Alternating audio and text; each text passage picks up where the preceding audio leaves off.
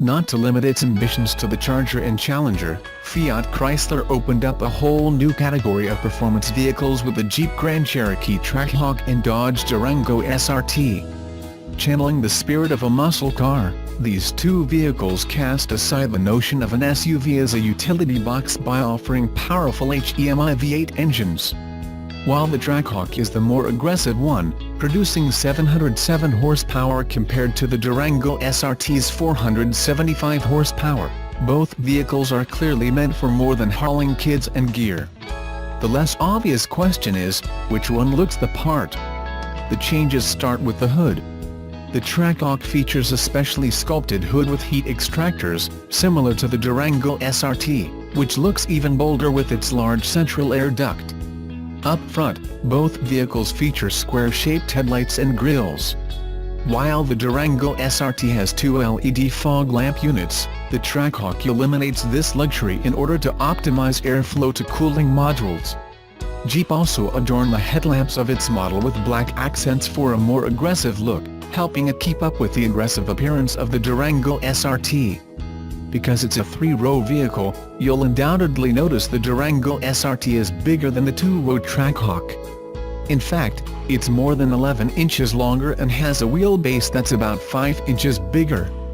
Both models offer essentially the same ground clearance of about 8 inches.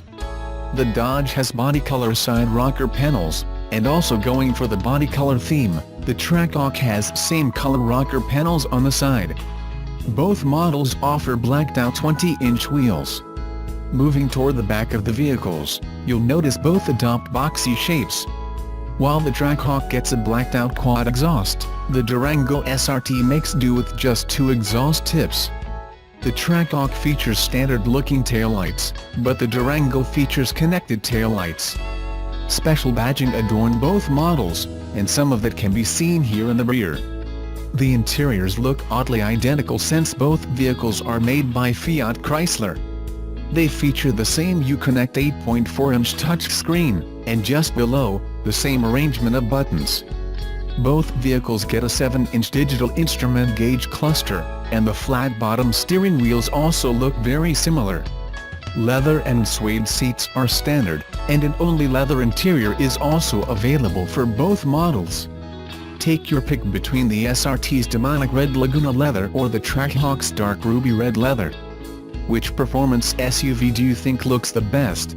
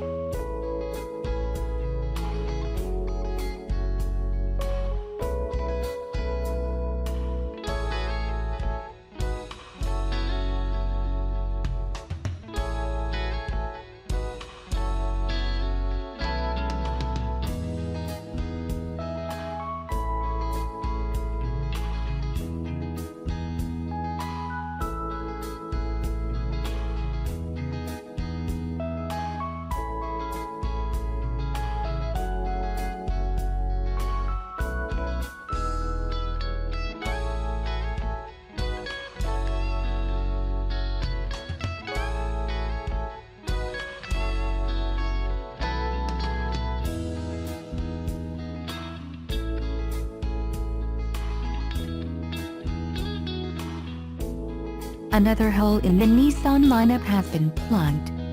A subcompact crossover, internationally known Nissan Qashqai, has been introduced to the US market as a Rogue Sport. Taking its naming cues from Land Rover's Range Rover Sport, the Hyundai Santa Fe Sport and the Mitsubishi Outlander Sport, Nissan has tacked the moniker on a smaller version of the popular Rogue compact crossover. Based on consumer feedback gleaned through dealership interactions and focus group data, Nissan designed the Rogue Sport to be a Rogue alternative in the US, introducing it at the 2017 North American International Auto Show in January, and quickly brought it to dealer lots. Sales began last month. How does it compare to the 2 or 3-row Rogue?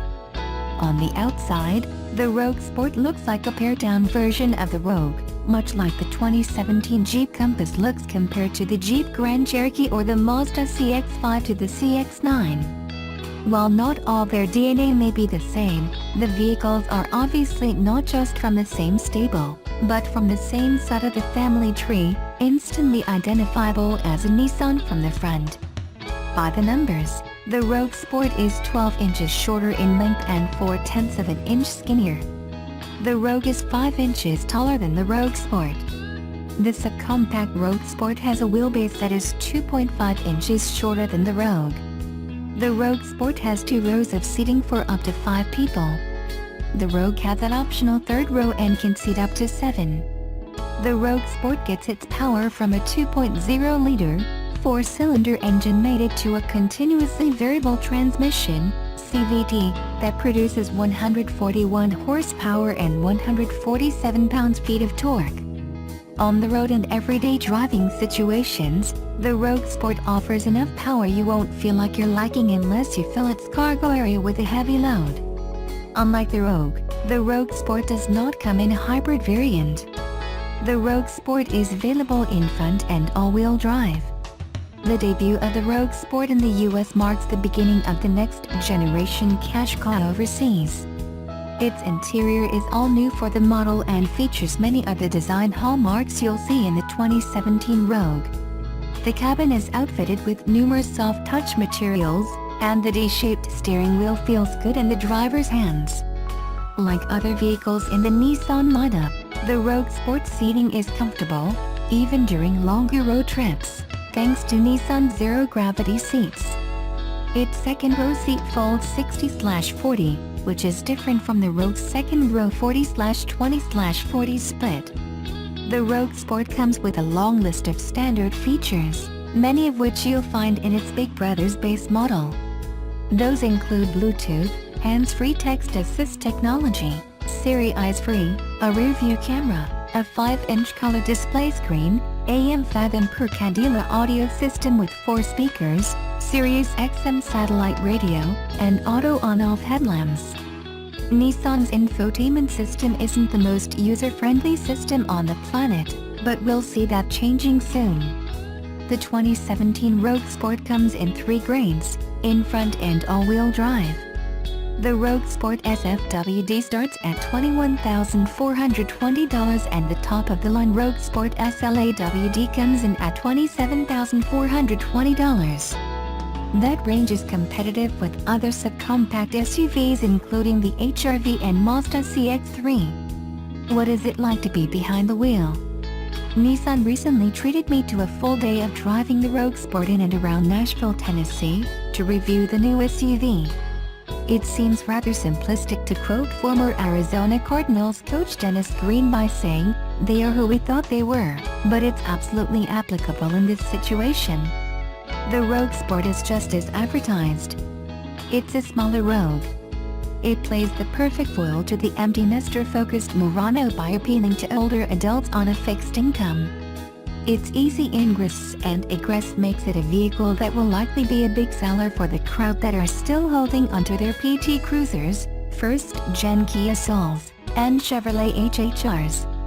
At the low $20,000 price point, the Rogue Sport makes sense as a starter vehicle for teens, college students and young professionals looking for a practical but not boring vehicle that comes equipped with the latest safety technology and won't cost an arm and a leg. Just because it's cheaper than the Rogue, That doesn't mean the Rogue Sport compromises in terms of interior quality, features, or design. I drove the top grade and was impressed by the level of vehicle you get for your money.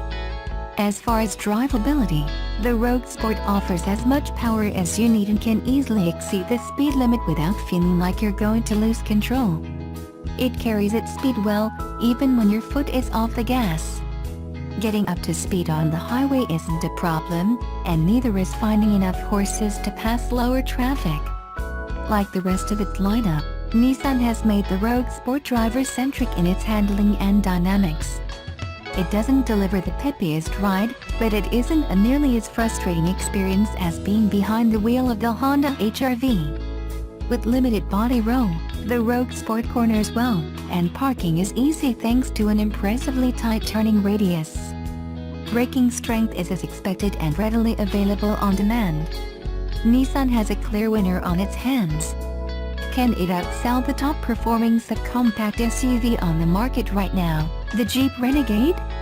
We might not find out right away. Word has it that Nissan is strongly considering reporting Rogue and Rogue Sport sales combined, like Ford does with the F-Series.